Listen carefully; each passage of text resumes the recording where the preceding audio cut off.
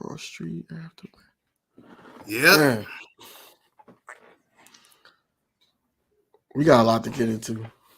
Yes, we not do. Enough to get Yep. into. Yep. Lots to talk about. Let's get it.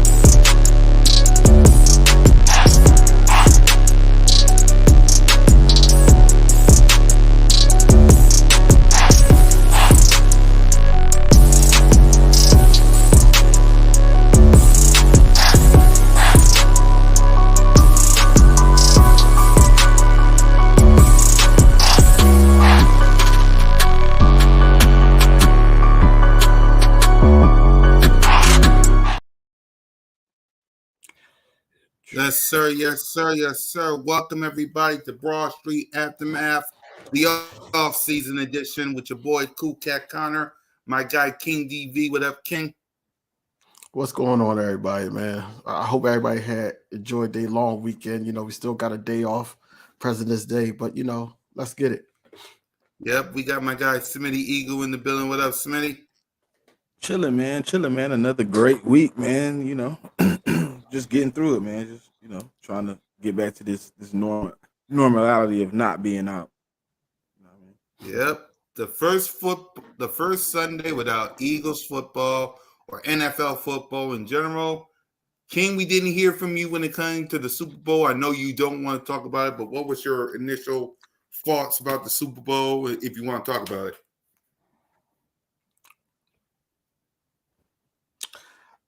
I am happy about the 49ers debacle.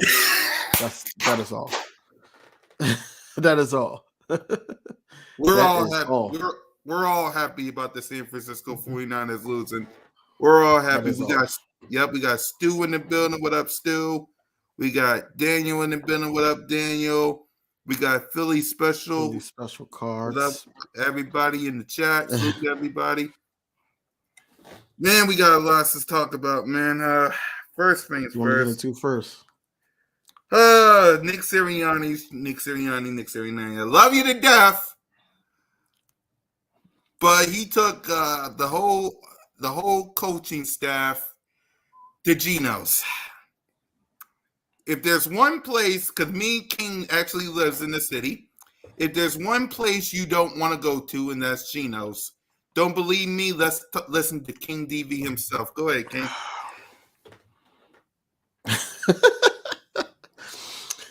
I'm just gonna let everybody know that have it been in Philadelphia. If you want cheese whiz on your cheesesteak, go to Geno's or go to Pat's. You know, that's the two places you're gonna go. Nobody in Philadelphia actually go to these two places. It's still showing that Nick Sirianni is making bad decisions. But I'm just happy, you know, on a positive note, I am happy that they got together and try to build some type of rapport with one another. But that's not the place to do it, though. That's not the place to do it. You don't do it at no Geno's, man, you know. But all in all, man, I'm just happy that, you know, everybody was there. But, you know, it's missing one guy. It's missing one guy. And that's the guy that got That's the guy that got the extension, man. He you know, the guy, you know. Yep. Michael Clay. Yep, we'll talk about him. Yeah. But we talk about the coaches. But yeah, Yeah. I'm just happy that everybody was together overall. I don't know if they were talking football or anything like that, but it felt like that everybody was trying to get in the right headspace on what's to come upcoming season. So I was happy to see that. Yep. Smitty? Yeah, it's good to see the coaching staff gathering together and start some bonding early. You know what I mean? It's always good to see them getting acquainted with each other, and even if it wasn't football conversation, just having any conversation at this point is good. Just to see where your mindset at, just to understand. But Geno's is not the spot to take anybody. I wouldn't take my dog there to eat the cheesesteak. The dog could turn it down. The dog could turn it down. I just don't. I don't know what Nick Sirianni was thinking about, but he obviously hasn't had any guidance since he been in the city, man. He ain't had no guidance to take him. Nobody ain't took him nowhere. Somebody got to go out there, man, and find Nick, take him to some of these mom and pops or something, man. Because that right there is you remember how I don't know how about y'all, but like back in the day when Panda Express was only in the mall and it was real delicious. But now that they became a chain and they everywhere, I don't touch it. That's what Geno's is. It's like when they were probably back in the 80s, it might have been good, but now they became a little mainstream. They cutting corners. Nah. Yeah, because I think as soon as they became a tourist spot, that's when it started doing. They started taking shortcuts and doing certain things. But the Cheese Whiz, I'm not a fan of the Cheese Whiz on my cheesesteak. I'm sorry. Well, hey Stu, I've been to Jim's before. That Jim's pretty good. Yeah, that's probably where Michael was. 803. Yeah, he was around the corner. He was like, "Hey, I'm gonna go. I'm going home. Stop at the real cheesesteak spot on the way to the crib." But it's good to see them boys together, man. And it's glad I'm glad to see that. Hopefully they can build some type of camaraderie and early and they can carry it into the to the season. He on the roll. So you think Abbott Elementary a real school? That's funny. He looking for that John. He drive around feeling. I never seen that elementary before. Right. Exactly. Where was Jalen Hurts at? I'm trying to find the school Jalen Hurts visited. Right. Exactly. What up, D? Salute to everybody in the chat, man. For me, there's one place that you do not go, and that's Geno's. You can go to Poppy's store. You can go to any other steak place. Just not Geno's, man. It's two places. Go ahead. Yeah, Pat's too. Yeah, Pat's and Geno's. No. So, Nick, I love you. I respect why you did it. But don't take him to Pat's and Geno's. Like, come on, man. I bet you Kellen Moore's stomach was messed up when he ate one of them cheesesteaks, man. Come on, man. Don't do that to him. Don't do that to him. But that's my but Fangio should have known better though. Fangio was with him. He from around the way, man. He should have been like, "Nah, we ain't going to Geno's." He let Nick Sirianni do that. He from the way. Exactly. He should have been like, "Man, nah." What's going on, Rock? Wait, no, he probably was like, "All right, I'm gonna let you make the decision. Whatever." No, you make the decision, but I ain't gonna eat no cheesesteak. He got him some drinks. He was sitting there drinking like, yeah, right. Oh, you're not gonna eat? Nah. No. I get some on the way to the crib, man. I already got some at the house. Not somewhere with somebody, man. No, not there, bro. That's a bad joint. That's a bad place. Exactly. Gyms, I think they just got rebuilt. That's probably why they just got rebuilt, gyms, because they had a fire. So right. Stop. But it's good. But it's good to see them all together. It's good that just to build camaraderie, and hopefully that goes into the season. Hopefully not the bubble guts, but I hope that goes into the season to the point where everybody's on the same page and we don't have this debacle like we did at the end of this season. Exactly. So we talked about it. Michael Clegg got an extension for the Philadelphia Eagles. So what's your thoughts on that, King? What's crazy, 2022, we was like, yo, that dude need to get the hell out of here. What he doing? And then now it's like, yo, he was the best coach on a coaching staff. Like last year, he was the best coach. And now he get an extension, man. Shout out to him, man, for bouncing back. Also getting those guys like Covey ready, Man ready. Just getting everybody that's ready, and then also being able to adjust when we lost players on the special team. So just being able to adjust. So salute to him. Just have everybody on the same page on the special teams. Well deserved, man. But at the same time, it's a lot more that he could grow from.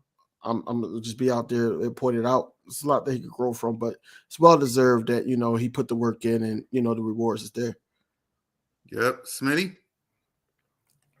I don't know, man. I'm 50-50 with Michael Clay. I just kind of like sometimes I'm like, yeah, he doing a good job, and then the next day I'm like, you know what, he should have been fired a long time ago. But neither here nor there, man. If he's doing the job that they think he's doing to the best of his ability, then he deserves the extension. Our special teams did look better than the last 2 years. It's improved. So I'm not gonna be too mad about the situation. So it seems like he made an emphasis this year on special teams after the Super Bowl debacle with the punt. So I'm glad he got the extension. If they keep him in the crib, we cool with that. We all right with that. Everything can't change all the time. So if it's working out, don't change it. And right now, it's as good as it get. Right. I'm excited for him to come back. Let's hope the special teams stay exactly the best. Unlike 2020, 2022, it was so-so. 2023, it was really great. So let's hope we keep it that way. I think we officially got our coaching staff because, as we can see, we got head coach Nick Sirianni, we got Kellen Moore, we got Doug, we got our running back coach. We still got Aaron Moorhead. I know y'all got something to say about that. Ooh. We'll talk about the offense first. We got our tight ends coach, and we still got Jeff Stalin. Smitty, we'll start with you. Which one do you like in this coaching staff, and which one do you hate the most? I don't have a judgment on the first two because they wasn't here. Yeah. Jamel Singleton, we'll see. Aaron Moorhead should have been fired. Jeff Stalin, obviously outstanding. I would keep him in the house as long as he wanted to coach. And I don't know too much about Jason Michael, but I mean, Nick Sirianni also, he probably should have been fired too, to be honest. I mean, to me, with my inclination of how I felt like the season went, I think he should have been fired, but they didn't fire him, so I can't really have too much judgment. But Kellen Moore, Doug Nussmeier, I don't really have an opinion about what they're gonna do for us, but I do like that I think we got some experience and I think they have some capabilities of making this offense better and helping everybody grow with the scheme that they're bringing. Yep. King? I'm more excited about Doug Nussmeier only because I feel like that he can open up the playbook and open up the mindset of Jalen Hurts to get back into rhythm, get back and just making the game easier. He's basically all for seeing different defenses and playing chess with the defense and everything like that, try to take a chance. And also just getting the quarterback or getting the best out of the quarterback, I should say. Kellen Moore, like I said, we shall see because right as of right now, we don't know the personnel. I think we're going to get into a little bit of rumors, but Kellen Moore, we shall see. I know that he's got time in the NFL.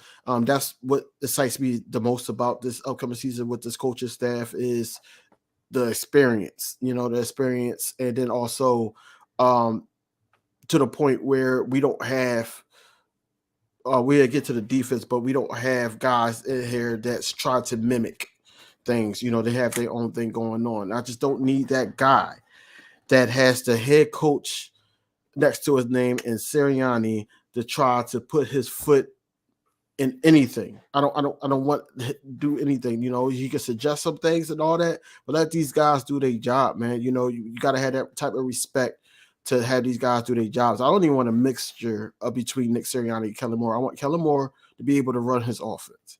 But overall, man, I'm happy Jeff Stoutland is still here. Jeff Stoutland is great, man. It was a down year for the offensive line. I don't know too much about Jason Michael, just like Smitty said.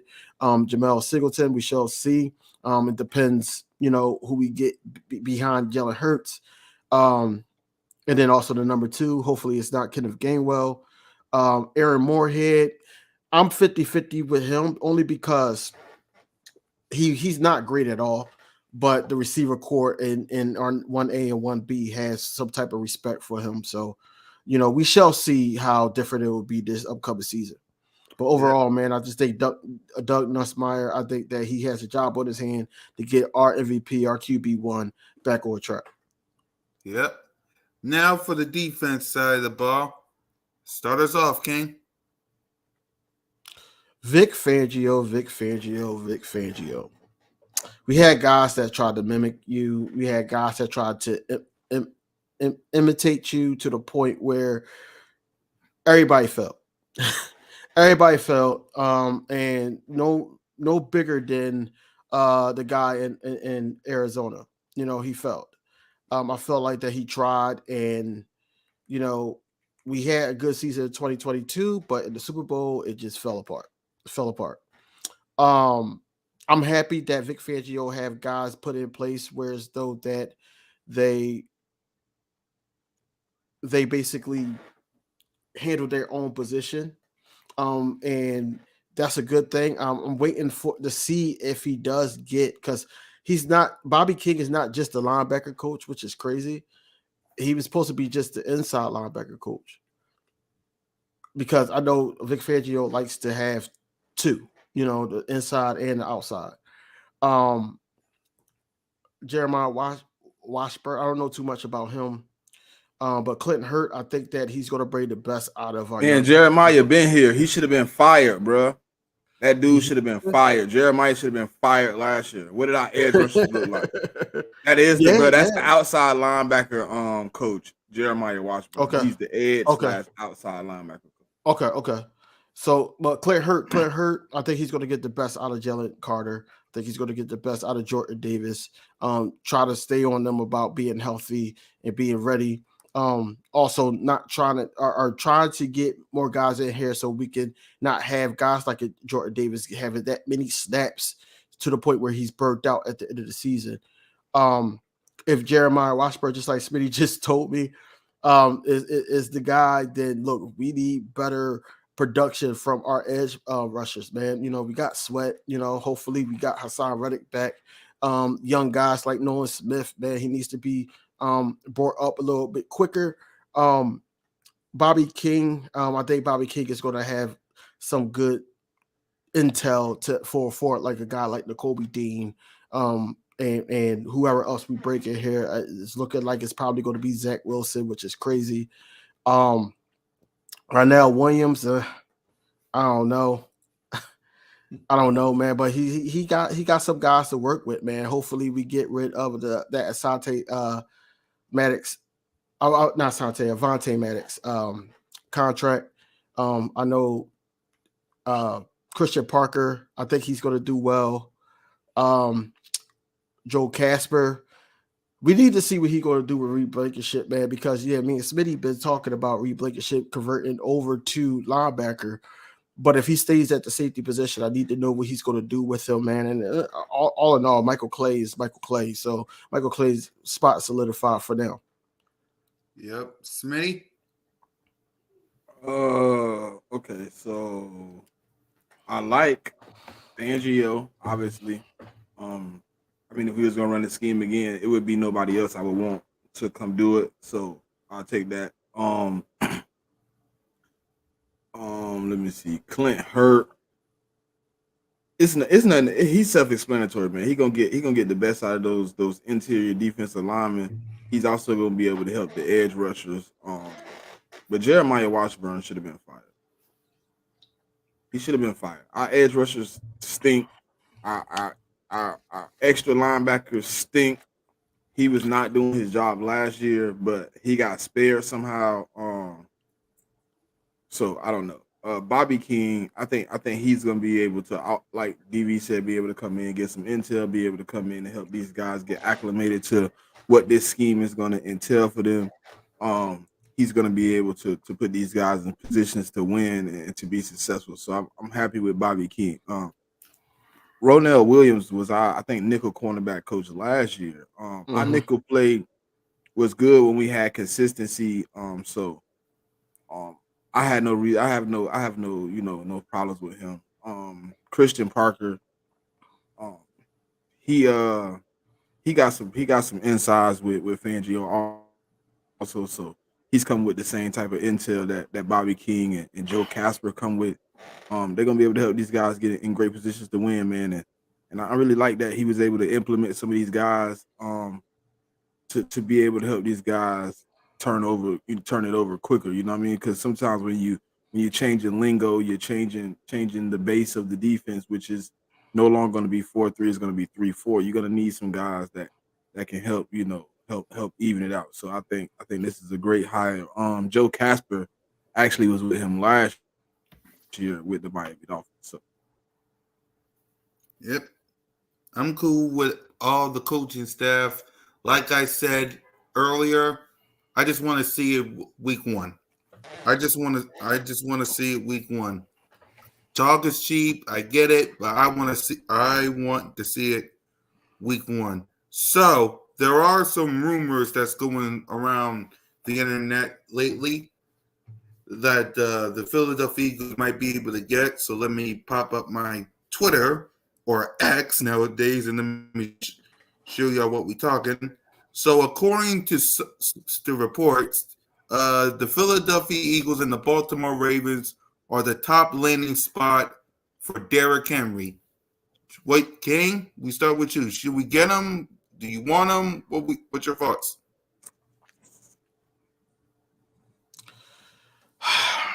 Derrick Henry on this Eagles team, we already know that it will be crazy. It will be crazy, but we got Kellen Moore. And let's just be honest, I think Kellen Moore going to want a running back that's going to be able to run, do a little bit of pass blocking, but also be able to catch. You know, he needs a guy that can switch. Now, a lot of people say if we did get Derrick Henry, it's going to revert back to when Ezekiel Elliott was with the Cowboys and he was, a lot younger to the point where they could utilize him in certain spots. I don't see that because Derrick Henry is not really that great out of the catching out of the backfield, and that's what we're going to need. Overall, I just think that I just got to see how it will work with Jalen Hurts. Honestly, I think it will work perfectly fine, but I just hope that when we do get him, that we don't rely on him just carrying the ball 20 times. Hopefully, we could get some mixture in there with a running back that can catch out the backfield, a running back that can pass block. Also, just be a dynamic running back, whereas though that he could just come in, be a LeGarrette Blount for us. Overall, I just think that the rumors is great, but at the same time, man, I don't think that should be the top pick. Yeah, Smitty? That man won $12 million. What are we talking about here?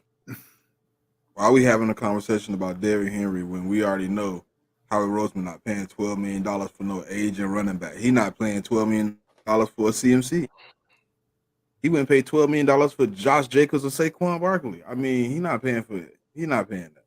And Derrick Henry ain't taking no super pay cut to come play for us. He just didn't want to play for losers no more. So he gonna go somewhere else where they pay more because that ain't happening. Unless he taking something crazy where he willing to literally come in here for $7 or $8 million, I don't even see Howie Roseman making the phone call. Yeah. And how we make all the phone calls. I don't understand what we would do with Derrick Henry. First off, he sucks running out of the shotgun. So so when he in the game, we gotta be under the center. So that right there is basically half our offense gone. So the threat of Jalen Hurts is now kind of neglected because he's under center. It's not as elusive as you would like it to be. Then he doesn't receive out of the backfield. I think his year was 290 yards and 0 touchdowns. And then his best receiving touchdown season was 2 touchdowns. I think he only has 4 or 5 touchdowns receiving in his career. He's obviously thinking he's still as productive as he was before. This year with less carries, he still was top league in yards per attempt and yards per carry. So, I mean, I don't see how we making that happen unless he coming in on some cheap deal. It's gonna have to be dirt cheap. And I don't see Derrick Henry coming in for that unless somehow they guarantee him a Super Bowl, which I know you can't do. Right. I don't see him taking a discount. Yeah, I agree. Another rumor before we get to two big ones. Sports Illustrated Ed Pratt said Vic Fangio may try to get one of his top favorite players, linebackers, and Andrew and possibly Ginkle? safety Elliott. So AVG. right. Just cut it to Yep. AVG. Yep. So start us off, Smitty. What's your thoughts? I mean, he's a free agent. I mean, I wouldn't see why not. I mean, it's an extra body in the linebacker room, which he looking for anyways. Is another guy that knows his system already. I know he comes in. He probably won't be a starter, depending on who we bring in next to him. I mean, but I wouldn't be mad at him and the Kobe Dean kind of taking over that middle if that was what it came down to. I think AVG is better than Morrow. He's better than Zach Cunningham. And he played like a killer, man. He out there. He everywhere. I want to say he had over 100 tackles this season alone. So, if I'm not mistaken, I might be wrong. I'll double check, but he a dog, man. I wouldn't mind getting him. I wouldn't mind. I'm trying to see if he did have over that. I think he did. Regular season. Nah. Oh, No. he wasn't starting this year. That's why. He had 69. 69.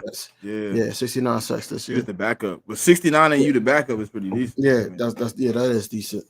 But yeah, I think that he's a good rotational piece. You want to get guys that been sitting at the desk at Vic Fangio's school.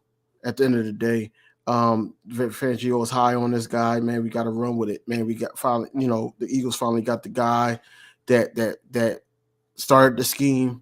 We got to get guys that's familiar with the scheme, guys that don't have to learn off the fly. Every single year we get these defensive guys, especially linebackers, after TJ Edwards that don't really know the system, play their game, and then it falls off because we need them in coverage and they can't cover. So the Vic Fangio scheme, if Andrew Van Ginkel or AVG is a standout to Vic Fangio, why not? I feel like that he's a good rotational piece, man. We don't know what's going to happen on March 13th, but we do know that, we need some linebacker help. And this guy is one of those guys that can help. Yeah.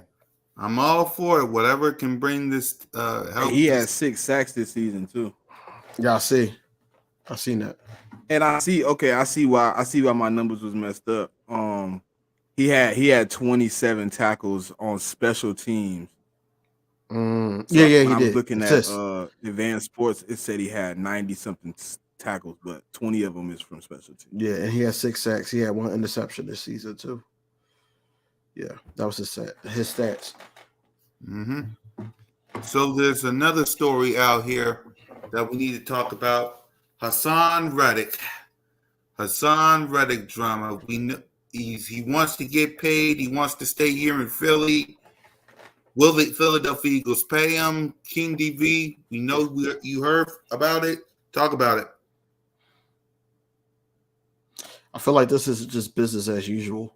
Mm-hmm. I think that a lot of people on X or Twitter got their stories mixed up. Me and Smitty already talked about this. So basically, they got these stories mixed up. I think that Hassan Reddick is looking for a number. It's not 25. We don't know for sure if it's 25. He never came out and said it was 25. But they couldn't agree on a certain number. And we basically said, hey, you can go and test out the market and see what the number is. They did this with Slay. They did this with a couple people. And then they either bounce back and sign whatever, they got offered or a little bit less. But at the end of the day, I think that Hassan Reddick, like I said, I'm 75-25 on this whole ordeal. I think that Hassan Reddick would be great for the organization, but I don't want to pay a 30-year-old or somebody's turning 30, especially as edge rusher, that somebody that already complained about a Vic Fangio scheme, whereas though he's going to drop back in coverage sometime. So he's going. If he got a problem with it, right? Fangio can fix that for him though. He just has to. He He have to switch sides. He gonna have to be No, on that's the what. other side. But that's what I'm saying. But is Sweat willing to do that? Sweat did it. Sweat did it this year a few times where he switched sides, but he's not a. I don't think he's. I don't know. I don't like Hassan Reddick on the other side that much, and I don't like Sweat on the other side. But I don't want to see Hassan Reddick in 1,000 dropbacks either. You know what I mean? No. Yeah. Right. But to hit off one thing you were saying, like I would pay you up in that range just because I know you don't got the wear and tear on your body like most of these guys, because Arizona was boneheads and they used you as a regular linebacker for the first 3 years of your career. But it's the fact that like we got so many young guys, and then we got the opportunity where how we really can make a steal and go get another young linebacker / edge rusher if you wanted to in this draft right here. So like Hassan Reddick don't really got as much wiggle room as he want. That's why Howie kind of like go see what it is. He did the same thing for pretty much like a bunch of people. Like he don't mind letting you go see the number. Right. If he can't match it, he'll find out if that team that got the better number can give him the compensation he want. He'll move you. Right. So we gotta stop looking at it as Howie Roseman, like, as an Eagles fan, first thing we do, Howie's stupid. Why the heck you go just let him walk and all that? But we got to look at everything else, man, because you're digging in pockets at other players that's more valuable, in my opinion, like Smitty, like Landon Dickinson, it's going to dig in those pockets as well. So you got to be, and then also whoever we try to bring in here. We got moves to make to get rid of some people that's already still on the roster, and then you trying to sign him for 25. That's what I'm saying. It doesn't make sense. It really doesn't make sense at all. So just let him test it out. If he tests it out, he's found somewhere he wants to be, then so be it. If not, then he's going to be a Philadelphia Eagle, even for the last year of his contract, or we can work out a extension. Until then, the saga go to continue this whole offseason until probably in July when we find out something. Exactly. Smitty? I don't think, like, I heard DV say like it affects two other pockets, but you got to remember, DV, both of those dudes still got rookie scale contracts remaining on their deals. So even if they got paid this year, we wouldn't be paying them for at least another year. You know what I mean? So I don't think it affect them. I think it affect how he want to do on the defensive side of the ball by bringing in pieces. I don't even think it affects like Devontae and Landon getting their extension. I think it affects his effectiveness to go out there and bring in 3 or 4, 5 pieces like he want to. Because if I got to pay you $25 million, even if I get to 60, I'm back to where I'm at now at 30. You know what I mean? It defeats the purpose, you know what I mean, of trying to go out here and get guys. So if he don't drop his number, I mean, he still doesn't have the rights to leave. So I mean, we'll pay him the last 14 whatever million we owe him on his last year, and you know what I'm saying, if we can't get a deal done, he'll be free agent next season, going on 31, or we'll work a deal out and he'll stay. I mean, the thing about it is, you don't want to let, if Hassan Reddick really wants to be here, you don't want to let Sweat get paid before you. Exactly. If Sweat get paid first, then your number drops again. Yeah. So you got to get the first amount of, like, it's just like this. It's just like how he did last year with CJ and Bradbury. Like once CJ allowed Bradbury to get paid, the money that was on the table wasn't there no more. It's not the same money. Exactly. You know, now if you want to play for us, it's a little bit less. So if Hassan Reddick really wants to be here, I would be in the office with Howie working on a number that fits both of us, and I'd be the first one to get my deal. So I think, I ain't gonna lie to you, I think if Hassan Reddick do get paid, I think we're gonna lose one of them guys though, man. One of what guys? Which one? Him or Sweat. I think we're gonna lose one. I don't think we keep both. I mean, maybe for this season, but I don't think Sweat would get paid next year.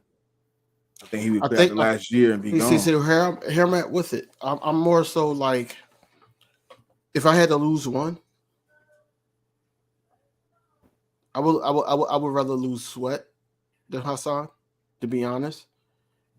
Because then you got a young guy like Noah Smith, and then you could draft a guy that could actually be a part of the scheme that you could teach the scheme to. So now he knows the scheme, and if it clicks with them, then that so be it. But like you said, you can't pay Sweat if you paying Hassan. You can't. I'm thinking if I'm being realistic, I think Hassan is probably looking for like a dub. I think he's looking for 20 mil. I think you can get him at like 18 and some change, but I think it's got to be like the incentives and signing bonuses and roster bonuses and all those things got to work out so the number looks more appealing. Yeah. But I think you can get him at like 18 and a half. What's crazy is that everywhere in Philadelphia, I'm hearing that he, it's all rumors that he wants Myles Garrett money. That's was what that rumor from 94 WIP? Both. Of course. 94.1 and 97.5. Then I also heard, because I was at the Eagles Pro Shop, what was that? A couple days ago. And they was talking about it in there, and I was talking to one of the cashiers, and they would basically say the same thing. He's looking for this top money. He's looking for top money, like top 5 money. So who knows? Who knows? Man, I think guaranteed money will be. I don't think that'll be the main factor. It'll be a small key. I think he want that money over the next few years. So when he go ahead and say I'm finna tie these cleats up, I'm finna hang them on the light pole, his money has played out in the manner he expects it to be where he wanted to be at. So like if the guaranteed money was stretched out for the whole contract, I think he'd be okay with it. You know what I mean? Since he know he not coming back. And you know how we're gonna work out the cap numbers and hits and things of that nature. So I think he just want to be paid accordingly. I hope, you know what I'm saying, he wants to work on a reasonable number with the team, but if not, then we are what we are. You know what I mean? It's a business. You get new players every year. You get guys that you love that leave every year. So, and as Eagle fans, we definitely been through it. Once we got Chip Kelly, I mean, we know what it is. Yeah, I like how you did that. I like how you said that. That's funny. What? But yeah, what you just said about the Chip Kelly thing, man, you slid that in. For real, we know better than any team in the league. Hey, listen, hold on. It's only 2 teams that I can compare to us. It's us and it's the Texans. The only other team when Bill O'Brien said, "Oh, you're gonna fire me, so I'm gonna start shipping everything out of here." He the only other guy that's done what Chip Kelly has done to a team. Yeah. But they bounced back faster than we did, I think. No. You got to think it only took them 2 years to get back rolling again. It took us like after Chip Kelly 3 years, maybe 3, maybe it was 3. It was 2-3. It was 3. It was like 3. That third year we was decent, but the 4th year we won the Super Bowl. So like, no, and that will put us over the top of Texas because of Texas they do shit. Yeah. If they came back next year and won the Super Bowl, then that's the only way. Yeah. But yeah, it's just, we know how Howie is, man. Howie is not going to pay a guy because he already has the plan put in place, and if he has to alter it, so be it. But he want to alter it. He don't want the players to dictate it. So he's just going to allow you to do whatever it is. Hassan Reddick, man, being from Philly, the tri-state area, playing at Temple, having so many charities here. I think that it comes into play. It comes into play, and hopefully, we can swing by the 18 mark.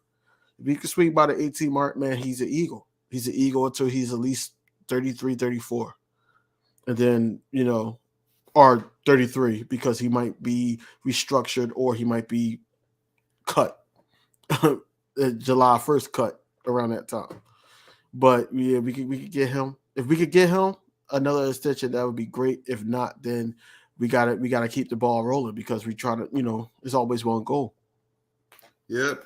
Let's see. D says, "Cool cat, the street rats is still talking." Of course they is. Of course they is. We're gonna annoy it. We're just gonna sit back, relax, eat some popcorn, and watch their misery. Watch their misery. It is what it is. I mean, it's the same thing with Chris Sims. Chris.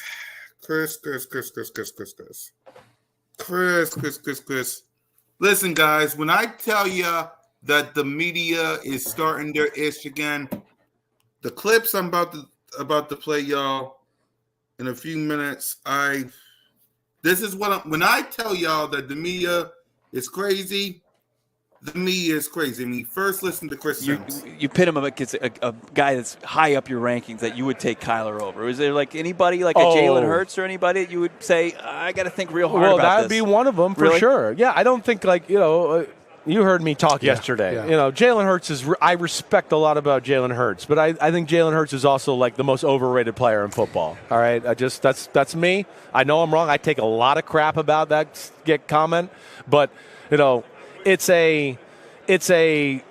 he plays quarterback for a team that's an all-star team. They have the best O-line in football. It's not even close, right?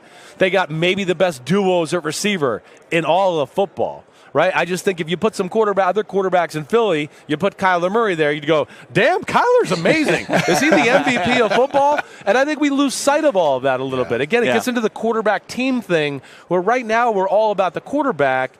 And, he'd be one of those guys that I certainly would go, hey, when Kyler's on his game, he is every bit in the class of Jalen Hurts, in my opinion. You talked a lot about –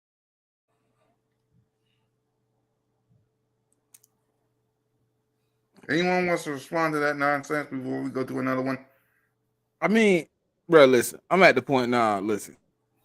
Everybody got their opinion. They're entitled to the shit. They can say whatever they want to. I mean, it's nothing we can do to control the stupidity of the narratives that they're going to push this offseason about Jalen Hurts. They did it all offseason last year after going to the Super Bowl.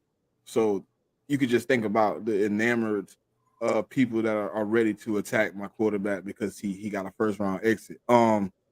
The thing about it is, if you watch the clip, he says, like, oh, he's the most improved, but the most overrated at the same time. Like, so he grew a lot. But to the point where, okay, we put him a little bit ahead of where he should have been, I guess is what he's trying to say. I'm not mad with that. Like, this the thing we also have to understand too, bro. Our quarterback and the offensive coordinator combined with the offensive performance allowed them to say whatever they would like to anyway. If we had came out and played perfect football, you could definitely pretty much be like, hey, woody woo. Get out my face. I don't want to hear it. But you want to knock a dude that like literally played well with all the circumstances, even though things did get out of proportion. Like the 20 turnovers, understandably way too far. But like, it's not to the point where I would be like, oh, he's overrated. I think he just had a situation where he wasn't prepared as a professional, and those things happen to certain guys sometimes. Some guys don't always have everything fall the way it should. The things don't line up the way they should because you don't run ownership, management, coaching staff. You don't run that. All you go out there to do is listen to the headset and the headphone and the helmet. You take plays, you call plays, you execute plays, you practice with guys. That's all you can do. So when you're sabotaged to the point he was last year, like, even if you look at it like he was able to still perform at a high level, it wasn't to the point where we were a losing team the whole season. We had a fall, yes. We had a bad spot, yes. But if you put 22 and 23 next to any quarterback in the league, Jalen Hurts is in the top of the league with the stats that he has put up, the performances he has came out with. And you could say, quarterback is not a win stat, but it's always an opportunity, to do what they did to Jalen Hurts right now. And Chris Sims has already been a hater for forever. He started off a hater in 2021. He continued to be a hater in 2022, and we can't expect him to be any different in 2023, 2024. King? You said you had another video? Yeah. From our own radio station. Yeah, play that real quick. 94 WIP asking the question: is the window is still open or closed for the Philadelphia I don't Eagles? think it is open anymore. I look at the Eagles roster, and I don't see a Super Bowl team right now. I don't think this window is open. I think it has, quickly, and this happens in the NFL, quickly opens, and then it quickly closes. And I think they have to work to create a new window. Here's what I see. I see a really poor defense right now. And I agree. Poor defense. Totally agree. I see their most consistent offensive player shirtless at a Buffalo Bills game and on the bothers you. Well, not that bothers me. I think he's halfway out. I think there's a real chance Jason Kelsey's not going to play anymore, and that's a major, major loss, obviously, until they replace him. I see Hassan Reddick, their best defensive player. Shirtless. I see their best defensive player, and his agent is shopping for trades. I have 2 new coordinators here. That's going to take some time to get their plan in place. I see a head coach who I don't really believe in, and I have a quarterback, the biggest part of this. And right now, I can't say with conviction I believe he's a top 10 guy. I don't think he's 20, but I don't know if he's top 10. King? I'm not going. Adam Silver needs to stick to basketball. I'm gonna just say that Adam Silver needs to stick with basketball. Because whatever he was saying was stupid. It was dumb. Wait, was that really Adam Silver? That wasn't Adam Silver. He just looked like Adam Silver. It was a joke, cool cat. Yeah, Um, I get it. But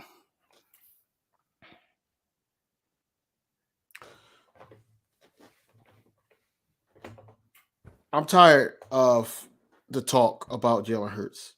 Honestly, quite honestly, man. The ball proved everything in 2022. He proved everything. Even this year, yes, we had a down year. He had a down year, 20 interceptions, yes. But you got to put it in a situation where as though that, it was just bad leadership across the board. Starting with the head coach, starting with coordinators, starting with himself. He couldn't rally the guys around him because he didn't have that support from the coaching staff. And then also he did not have that same Jalen Hurts swag that we had in 2022. But Jalen Hurts still had those type of numbers. If you take away the interceptions, he still had those type numbers, right? So what happens is that you have guys sitting up here putting out these bogus stories because a guy like CJ Stroud or somebody like that is having a good year as a rookie and everything. Now he's better than Jalen Hurts. Or Brock Purdy made it to the Super Bowl. Now it's like, oh, both of those guys had good supporting cast. So who's better out of those two quarterbacks? How dare you compare a guy like Brock Purdy to a Jalen Hurts who set up there in 2022 and led us to victories? Not once, not twice. He led us to victories. In the Super Bowl, he was the best player on the field.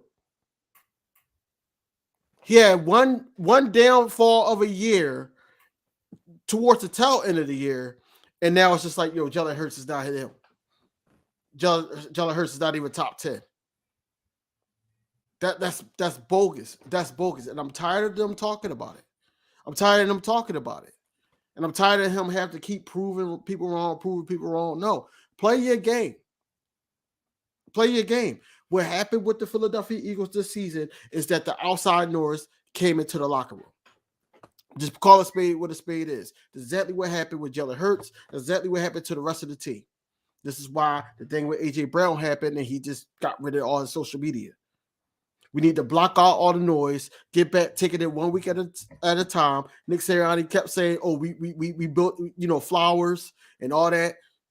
Get back to that, being an underdog. Get back to doing what Eagles do in recent years.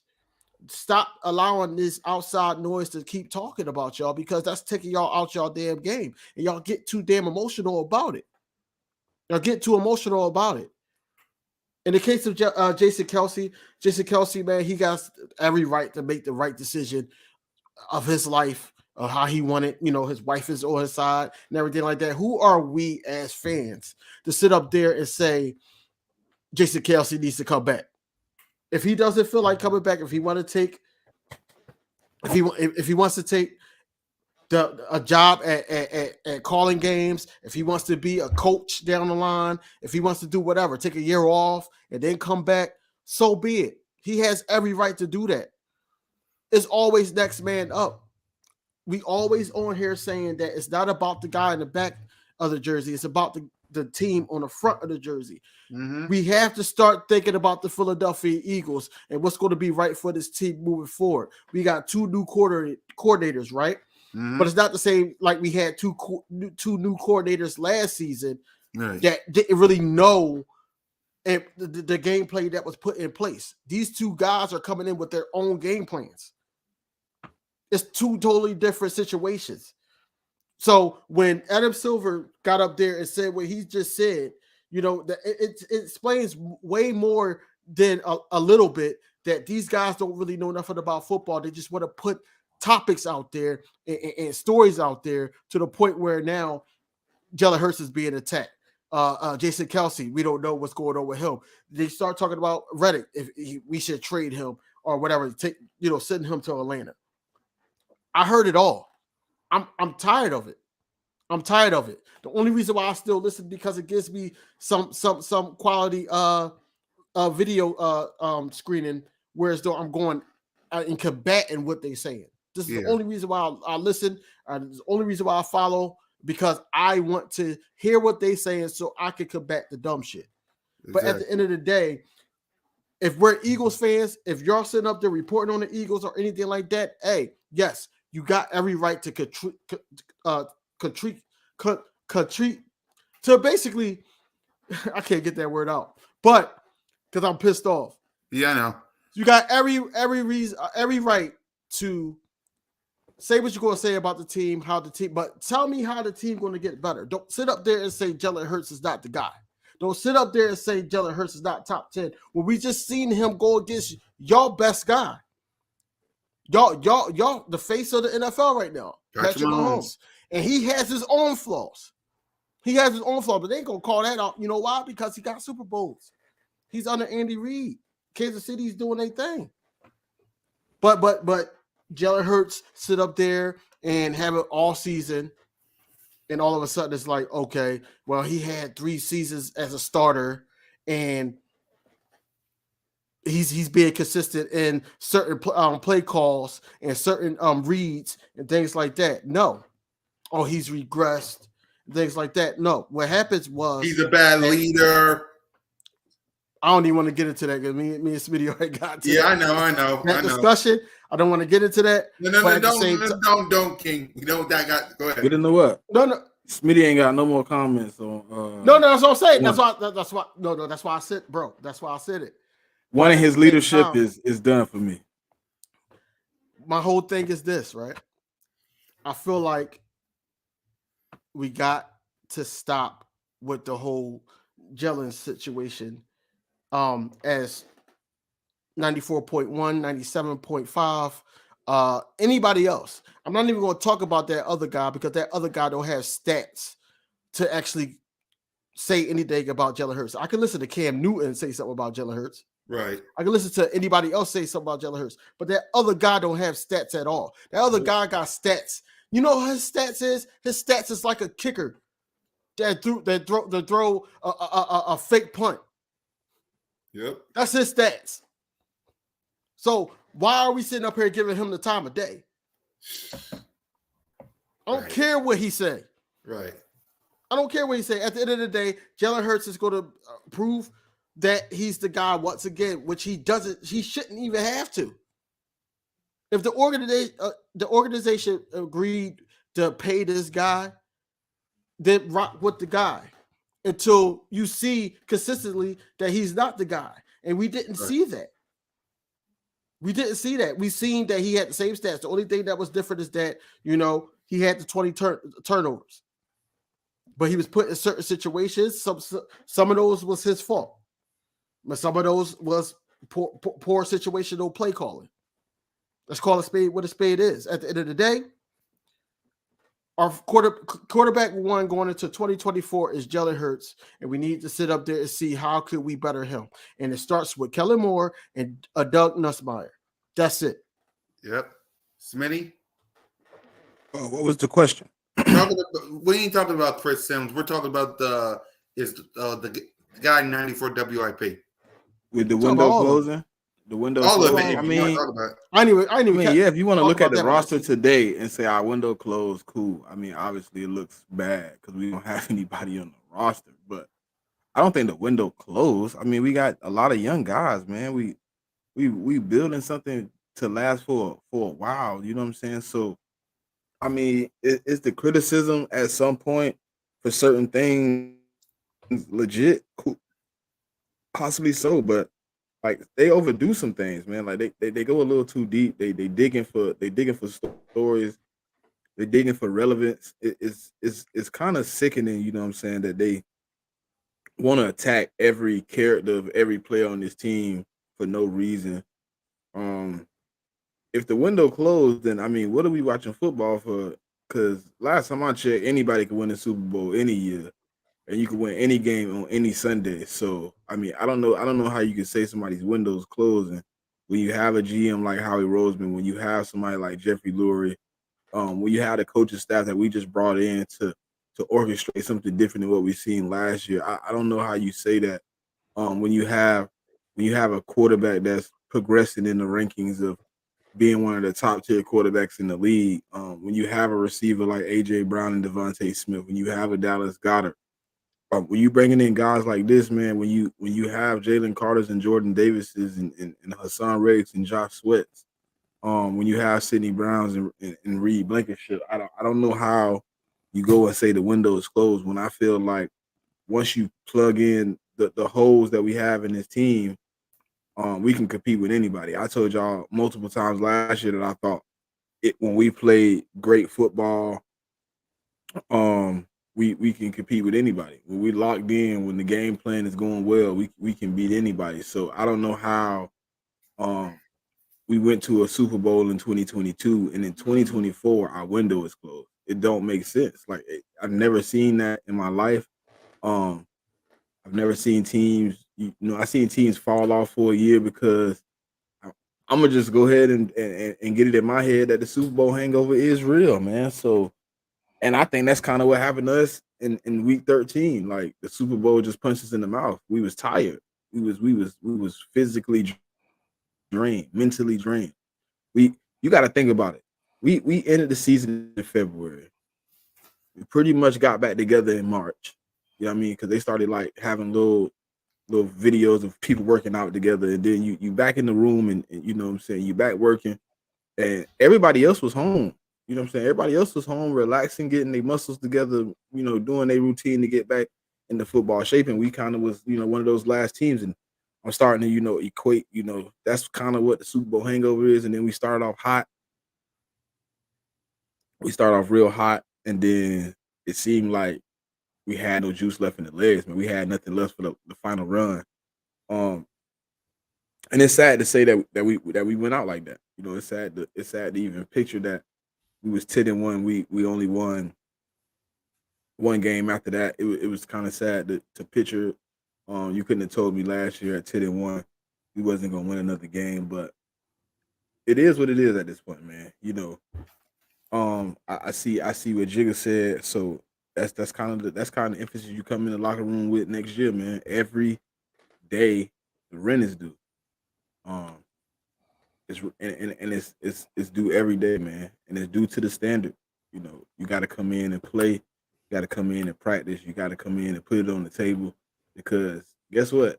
No matter what somebody on TV say, on the radio say, on YouTube, on Twitter, no matter what they say, man, you the only one that can control the narrative on the field.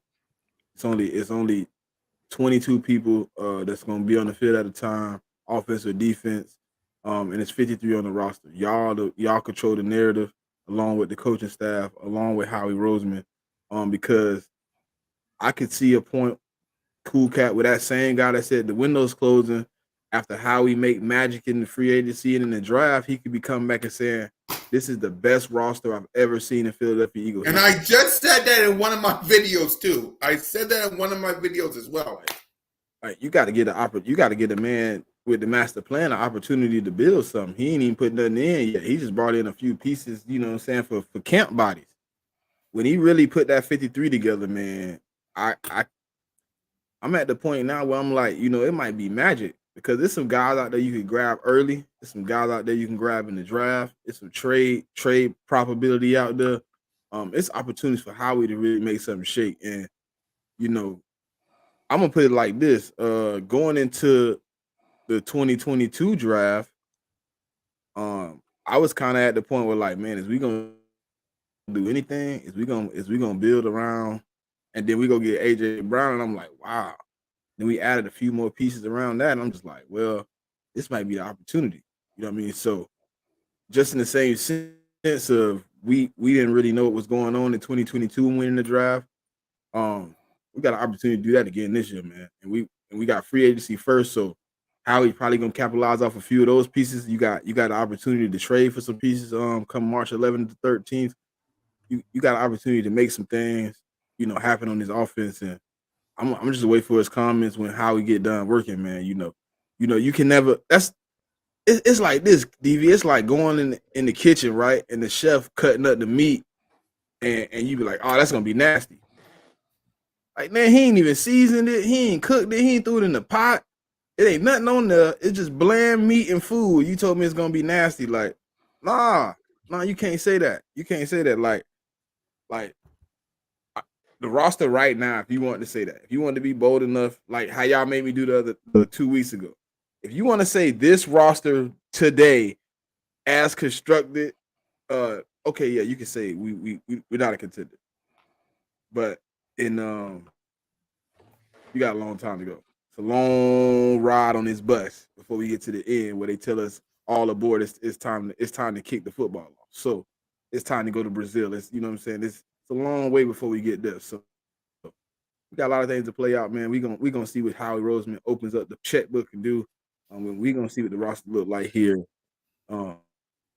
Let's say April. I'm pretty sure in April the roster is going to be forming a little bit closer to what it's going to be. Let's see what people comments about the roster is then. Yep. So basically, it's more so of this, right? It's almost like somebody that's trying. You know, you got a girl, and she's trying to, like, y'all just newly dating, and she invites you over. She said, "I'm gonna cook you a dinner," and she's sitting up there, she's throwing stuff in the pot and everything like that. And it smell good, but when she tell you to taste it, you like, yo, it's missing something. It's missing something. Something is missing. Some things are missing. You got to put a dab of this. You got to do this. You got to do this. See, what I don't see is that this Super Bowl hangover or this window that they're talking about is closing. Or what I heard, what was blasphemous, and I hate to use that word because that, you know, that's such and such word. But blasphemous is that they said that we should blow the whole thing up and rebuild because of the way the roster is right now. And I said, that's stupid. That's dumb. I feel like that with this roster right now, you can't sit up there and say that we're going to go somewhere, but we have the opportunity in free agency. We have the opportunity with cuts. We got the opportunity in the draft to bring people in. We got opportunities to do anything to make it work. You know, 2021, we didn't know 2022 was going to be how 2022 was. So we can't sit up there and think that, okay, this season, you know, even if, you know, God forbid we do keep Kevin Byard. If we keep Kevin Byard, we don't know how he will play under the system with these coordinators, these positional coaches. We don't know how he will play. It could be totally different. We won't put him in the same situations that Matt Patricia and the shorter side put him in, you know. But if we don't keep Kevin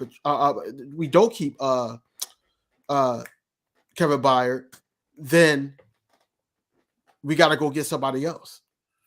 It's the one thing that we didn't talk about, Cool Cat. We didn't talk about Eddie Jackson. We didn't talk about him. Go ahead, talk about it. So I put him on Twitter that you know, who would you rather have if we do cut Kevin Byard? Would you rather have Kevin Byard or would you rather have Eddie Jackson? And they said basically it's the same player. It's a Spider-Man meme all over again. And I could agree. I could agree to a certain extent because Kevin Byard, yes, even though he didn't play Vic Fangio's scheme, I feel like that Eddie Jackson would try to play a little bit harder because he knows the type of scheme that he runs. And then he had his best years with Fangio, and Fangio did draft him. But like I said, I'm on point saying that even if we do get Eddie Jackson on the minimum, we still got to add there. We still got to add some pieces there. He's not the end all be all. It's Justin Evans is not on the roster right now, right?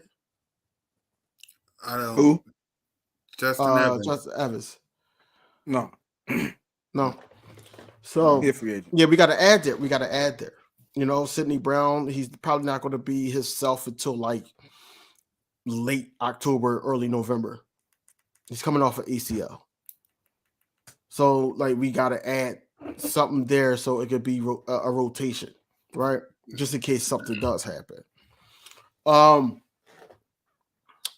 overall, I just think that window's closing and everything like that is stupid. That's dumb to even say because we know what we were dealing with. So I know the outside noise know what we were dealing with, but they want to blame, the Philadelphia organization, whereas though that wasn't how the display was supposed to happen, but it happened that way. So, they have every right to critique us. That's the word I was looking for earlier. Yeah. They have every right to do that, but at the same time, all I'm saying is, look, they're gonna watch out because Howie's about to do some magic, man. I'm not sleeping on Howie yet. They on record saying that this past draft, with Jalen Carter and Nolan Smith and all those guys was a bad draft, which is dumb. That was stupid too. But I digress. I just think that we just gotta wait and see what Howie does between now and after July 1st. Exactly. And for me, before we get to Why you say June 1st? Well, June 1st. Well, when we could cut people. Nah, you can listen. You can cut as early as March 13th, bro. You can go look at when Zeke got cut. You can cut him and you can it's what is it called? It's you label them as a post June 1st cut, but you can free up their money and everything right there on the spot. You can cut them early. But my question to you, because I really don't know. My question to you is, if you do that money will be there to the point where you can sign somebody else?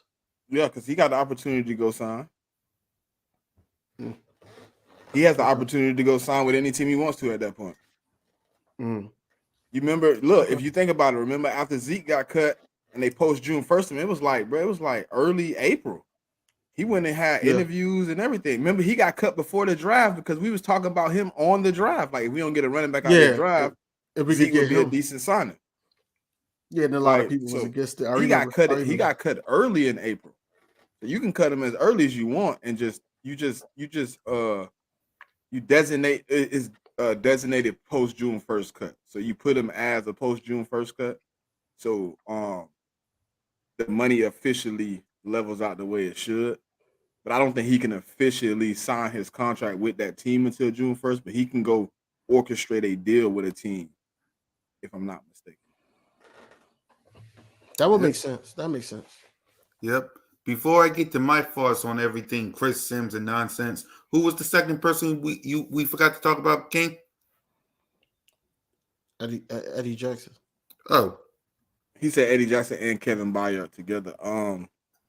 Right. I don't really know, but I mean, Eddie Jackson up. He know the system. Kevin Byard, he know the guys that's in the room.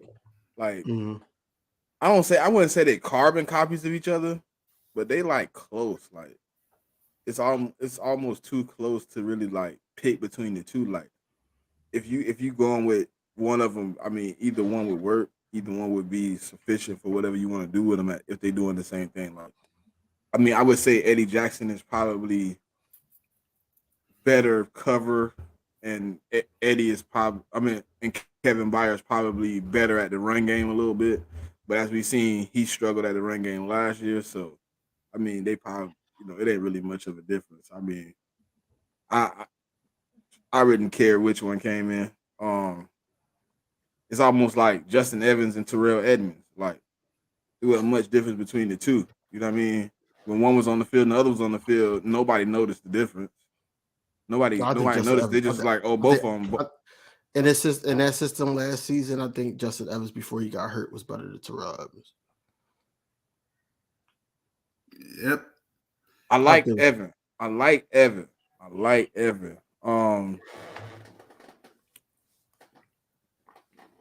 would take him over both of those. I mean, to be honest, if you want to be honest, I mean, Evan is a pretty good prospect. Mm-hmm. I like him though. He can hit. I mean, he can hit. He give me that CJ GJ with a little Troy mix in there. Like he can get in there. But I just don't know. Like, that's the only thing like I hate about the offseason, bro, is like waiting to see kind of how he gonna move and how he gonna move this player, that player in and out. You know what I mean? So like I'm doing all my mock drafts and stuff. I'm like, I don't even know how he's finna get in free agency. Like, I'm gonna have to go back and rework all these mocks. That's why I've been calling all of them the very early mock. Man. Early, yeah. You're gonna have to change all that. But I mean, listen, I prefer young guys if I can. If I get the opportunity, I prefer younger guys. I don't want to keep bringing these 30-year-olds because what happens is you just keep open door. The dudes keep coming in, going out, coming in, going out, coming in, going out. You're not really like building a team where they can kind of build together for a while. See, like people look at Kansas City and they're like, oh, Tyreek Hill gone. But like a lot of those guys that's on the team though been there for a while. They've been kind of building together. They haven't been. Some of the guys wasn't starters before. They was on the bench. Now they have worked themselves into this, but they've been there for a minute. They kind of been building it for a minute. They've been bringing pieces in, but some of their core pieces wasn't even starters. Like, and now they're starting to get starting time 3-4 years into the rotation, and now it's like, oh, he's a pretty decent player. Like, it's guys that you've seen in the Super Bowl that people are like, oh, he's on it. Who is that? Where did he come from? He been on the team for 3 years. Like, it's just one of those situations. There's rumors too. Speaking about Kansas City, man, and just to go back a little bit and then go to my point. Kansas City beat us with a young secondary. Kansas City just won the Super Bowl after a whole season of drops from the receiver core. You know what I'm saying? So for them to say the window is closing, that's blasphemous. But it is a rumor also that Snead is an option as well for the Eagles. I don't think so. I think he's going to be looking for top money. Only reason I don't think so, I think they got a plan, bro. Is basically they're not bringing back Chris Johnson, so they can give him what he wants. I think. And what's your? I mean, I don't like Kool-Aid, bro. I'm sorry. I don't either. That's why all my drafts, all my early drafts, I never picked him. I think he wanted to. If you wanted to get me to give you a real analysis, I think he is. If you had to give me all the first round cornerbacks, he's probably third or fourth. Like I'm taking Terrion Arnold over him. I'm taking Rakestraw over him. I'm taking Quinyon Mitchell over him. I probably even go and get Kitchens out of as a DB. I probably go get Kitchens out of Miami before I get him. I just don't know if Kool-Aid is even my first guy. Like, it's so many other DBs that play better than he does. Like, he has a cool name, so he has a lot of like stature because he went to Alabama. But I could, bro, honest to God, truth, I can see Kool-Aid kind of pulling I ain't gonna say fall off, but I could see him falling out of the first round easily. Now, if you ask me, you know what I'm saying, if he somehow be at 50 and we ain't got a cornerback, then I would probably be cool with it at that point. Let me get Kool-Aid. But as far as first rounder, he bottom in the first round, man. He got to be between like 25 and 30. Like he got to be at that end of the spectrum. Draft night gonna be great, bro. Like that shit gonna be great. What's your thoughts, Cool Cat? About Kool-Aid? No, the hell with Kool-Aid. We talking about the situation, about You The mean window the closed. closed stuff? The windows closing. Yeah. For And then me- also Eddie Jackson as well. Yeah, Eddie Jackson and Kevin Byard for me, whichever one can help this defense, because this defense needs a lot of help. So whichever one can help out the defense, I'm all for it. And as far as the windows closing and Chris Sims, I said in my video, and I'm saying it again, I warned you guys about what was going to happen in the offseason, because remember, 2016 we was bad, and they bashed us. They said we wasn't going to do nothing. We wasn't going to do ish. It was going to be the Giants and the Cowboys. And then we got these kind of players. We had a great season. We won the Super Bowl. They're saying our praises. 2021, Jalen Hurts, rookie. Nick Sirianni, first starter as a head coach. 9-8. We was bad. They crushed us. 2022, we went to the Super Bowl. They're saying Jalen Hurts' praises. They're saying Nick Sirianni's praises. They're saying everybody else's praises. They're doing the same thing this right now. They got us 8th or 20th in the power rankings. They talk about Jalen freaking Hurts as a leader. They're saying the windows closed. And all I got to say is, okay, wait till March. Wait till April. Wait till we look good in training camp and whoever we beat week 1 in Brazil. You'll be right back here saying, them Philadelphia Eagles. Maybe the window is opening. Maybe they're a Super Bowl team. Maybe the Eagles come in the division. Because you got They ain't gonna give it to us week 1, Cool Cat. You know we gotta earn it. No. We Philadelphia Eagles. Yeah, we Listen, got. they didn't even. Wait. Listen. You got to give it like week 5. You got gotta be like 4-1. The Washington Commanders 4-1, 5-0. 4-1, Yeah. 5-0. We gotta be 4-1, 5-0. And then they start talking about us again. Because in the positive. remember if you remember in 2022, that's when they start talking about us, and then This that's year when they was too. like, oh, but Cooper Rush is coming, and then that's when that happened, right? Yeah. That's exactly what happened. They're gonna do it again. They're gonna do it again this year. This year, Brazil is going to be a win, and then we're going to win either 3 more or 4 more straight, and then they're going to be like, oh, Philadelphia 5-0. Can they go to 6-0? And that's going to be the storyline. And then it's like, oh, everything's clicking. Or they got their guy Vic Fangio, Kellen Moore. You know, I hate that DV about the media with Eagles. Like, for them to start I hate talking it about too. us, our wheels got to be rolling. Like, they got to be rolling. Like, as long as we regular, it's just like, oh, the Philadelphia Eagles had a nice win on Sunday. And then they move on to the next team they want to have a narrative about. I always said that, bro. I always said that. I said, look, Kansas City, the Dallas Cowboys. I'm just naming teams that they always talking about that, hey, if they do this, they'd be great. This, that, and third. They the Ferraris. They the cars that's already ready on go. They already built, they ready to go. But the Philadelphia Eagles gotta be there building their car to beat that Ferrari all the time. For them to be like, oh, the Philadelphia Eagles is it. Mind you, we beat the Kansas City Chiefs this year, regardless of how bad we did. But we always gotta be the ones that's building the car and to beat that car. That's what it is. It's so crazy, bro. It's hate aggravating, bro. Because like, It's as long as we losing, they talk about us in the negative, and then once we win, and it take a long time for us to win. Like, if we like, think about this, we went 10-1. Then we lost to the 49ers. Yep. And there was no like talk positive about it. We went from being like contender to done in a week.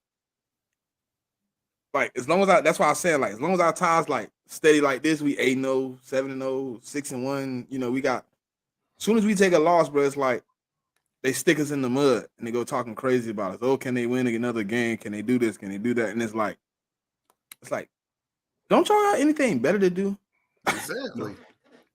No. Like, that's why I say, Cool Cat, like, even if we go out, bro, we can go to Brazil and beat the first team 52-3. like, oh, the other team didn't prepare in the preseason, Exactly. so we got to see if the Philadelphia Eagles still got it. You know, They'll what I mean? probably That's say, just an "Oh, outlier. it's just the Falcons. It's just the Or Commanders." if we play Green Bay, they played the youngest team in the played the NFL. They were youngest supposed to do team. that. Hate the It's so media, ridiculous, man. It's ridiculous the standard they put the Eagles at compared to everybody else in the league. It's a few teams that's in that same category, like Dallas, 49ers, Eagles. Let me see who else. It's the Bengals, Ravens, Chiefs, Bills. No, Chiefs not in there. No matter how bad the Chiefs look all year, Oh, like, oh, the Chiefs can win a Super Bowl. The Chiefs, Yep. it's teams that's like, as long as they rolling, they have a positive narrative. As soon as they lose one, like bro, when Bills, the 49ers, Bills another one, Miami another one. Like, yep. it's like 6 or 7 teams where as long as they rolling, the narrative is positive. One loss, I don't know if they can win another game in the playoffs. I don't think they can get far in the play. It's like, I guess we built that standard for ourselves though, as fans, as teams. Like, I guess that's something you build with the media, man. Like, I wouldn't even say that. I just think the media actually just hate us because the simple fact of, like we always say, do snowballs at Santa Claus. We did certain things. They hate threw batteries Philadelphia at people. Eagles. 8 horsepower. They hate. The only team they really like in Philadelphia sports is Philadelphia Phillies, and that's to an extent. Bro, that video really made me so mad when I first seen that, bro. Dude eating cow poo. I was like, bro, and he gotta have on Eagle stuff, dog. Yeah. Like, listen, and then it's like, bro, come on, like, look what you did. And then every time, look, I done got into multiple arguments, and they be like, we get into it. I'm like, I'm cooking, and he be like, your fan base eat cow poo. I'm like, man, dang. Hold on, time out. See, that's a rebuttal. It's a rebuttal there because every time they say your fan base eat cow poo, I'm like, yo, that was one guy. That's not the fan base. Nah, it's just the fact that one guy even did it. Like, it wasn't million. Look, it wasn't thousands of us threw snowballs at Santa, but everybody get blamed for it. Yep. He got hit with like 4 snowballs, and they're like, we threw snowballs at Santa. Like, come on, bro. It wasn't everybody in the stadium, but everybody in the fan base get it. So it don't matter that it's one guy. It's just the fact he had an Eagles jersey on and he did it. Period. You don't do that in Eagles gear. I'm sorry. Just do it in somebody else's gear. I hate the media. That's all I gotta say. I just hate the media. I hate these shows. They hate us. We hate them. They hate us. And they give us good content. They give us good content because now we can sit up here and rebuttal like, yo, this dumb shit again. And then it's like now we can just put into our stats and all that, and the people will watch. It's great. It's great. It's great. You got a love-hate relationship because we know y'all gonna say some dumb stuff. And then we're just gonna have to I'll put y'all into realignment real quick. But y'all not gonna listen because y'all gonna say something stupid again the next week.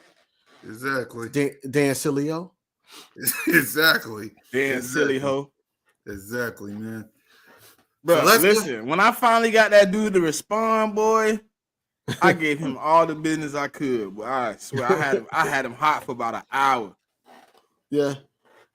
But I know, see, this is the thing. Like, a lot of people want to go in and they want to give everything they got. And it's like, you know he's gonna block you, right?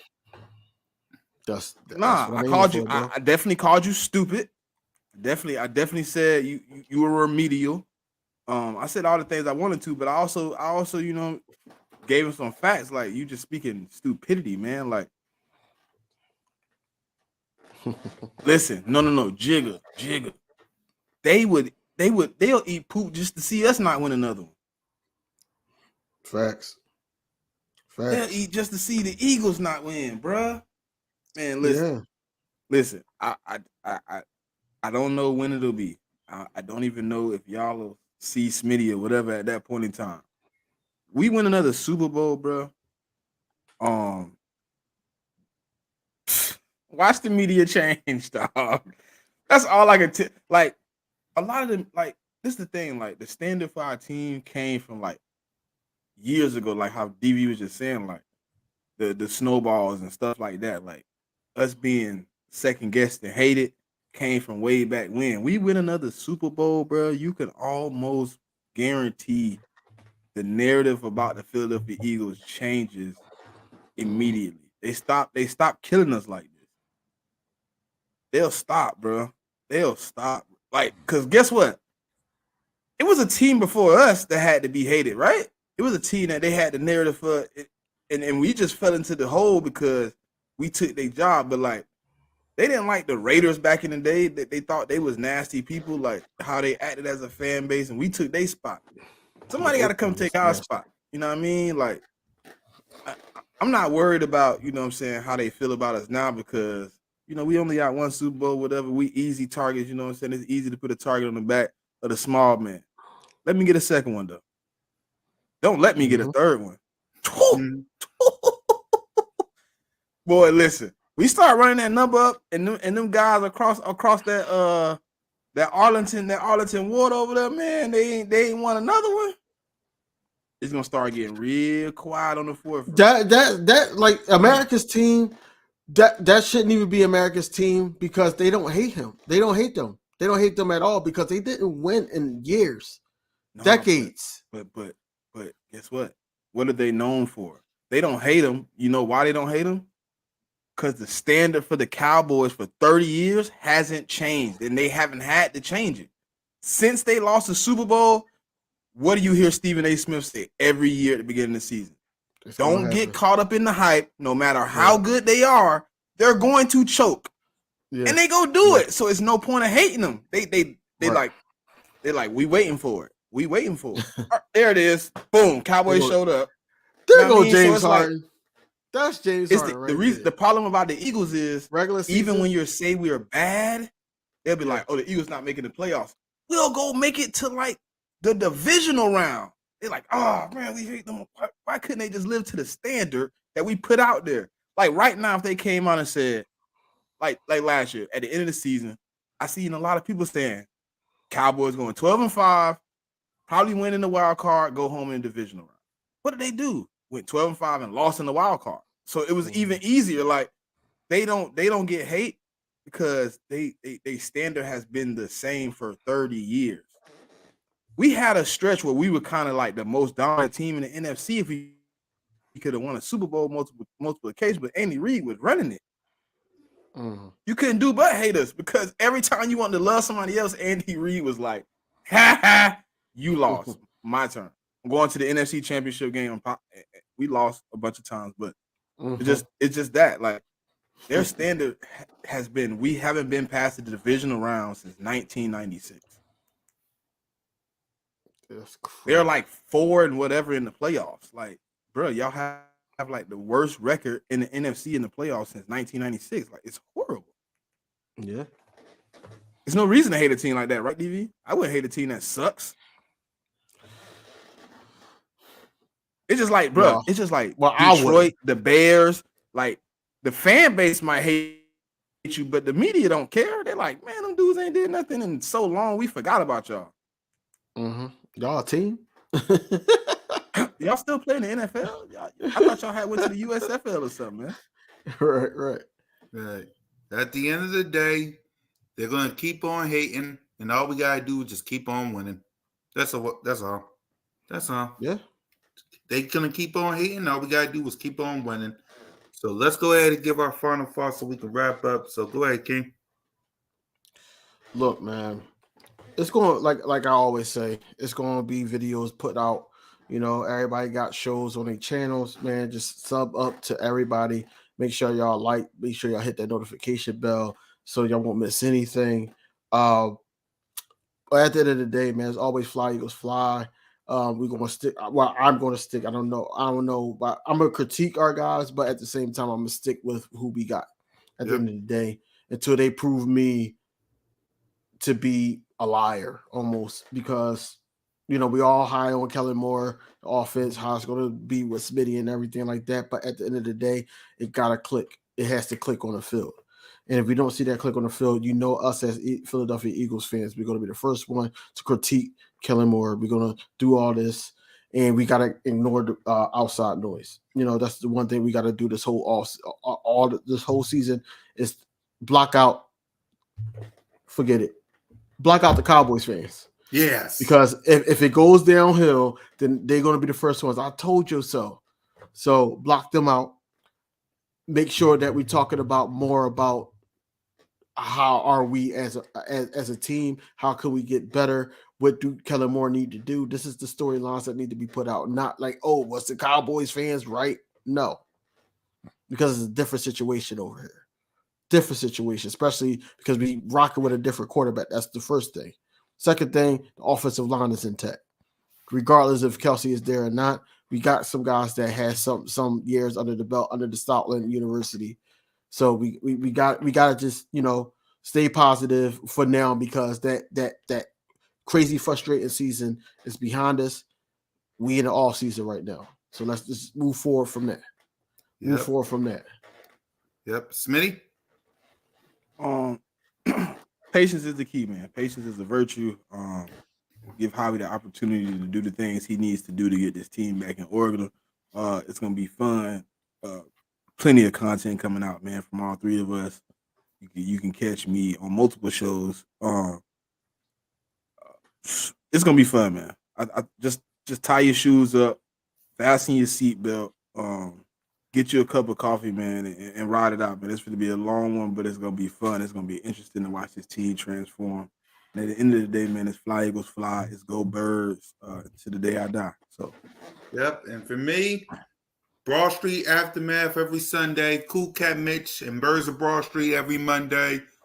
Listen, y'all, we ain't going nowhere. We're going to keep on keeping on with the content.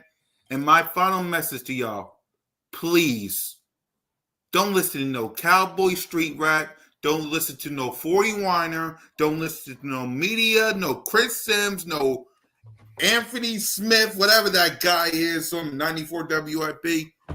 Focus on your own team, your own content, your own Philadelphia Eagles. Simple as that.